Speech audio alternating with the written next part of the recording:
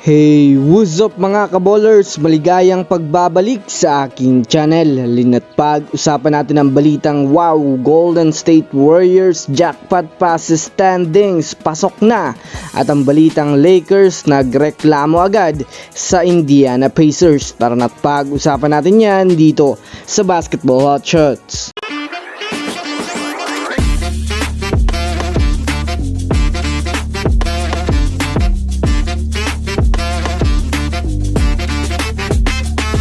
Una nga muna tayong dumako mga kaballers sa balita patungkol sa kupunan ng Los Angeles Lakers. Well, alam naman nga po natin sa ngayon mga kaballers na iilan na lang ang mga natitirang laro ngayon bago matapos ang regular season. Kaya kung susumadayin nga natin mga kaballers, napakahalaga nga po talaga ng mga laro nila ngayon.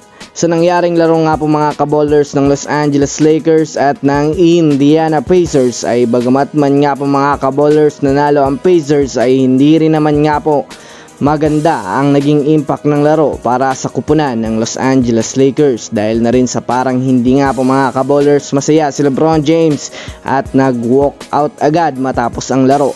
Panay reklamo nga po mga kaballers ang mga fans ng Lakers dahil na rin sa naging mahina nga daw ang depensa ng Lakers sa Indiana Pacers na kung titignan natin ang mabuti mga kaballers, napakadali lang nga po sa Pacers na ma-outscore ng Lakers kaya naman nadagdagan na naman nga po mga kaballers ang talo nila at umakyat na sa 33 losses. Samantala dito naman tayo dumako mga kaballers sa balita patungkol sa kupunan ng Golden State Warriors.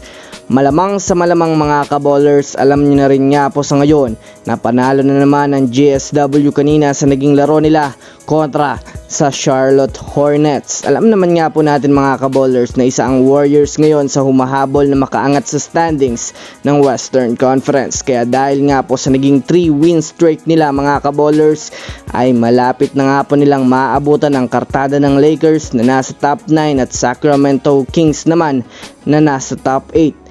Bagamat man nga po mga kaballers hindi sila makarating sa top 9 at top 8 ay pasok pa rin naman nga po sila mga kaballers sa play-in tournament.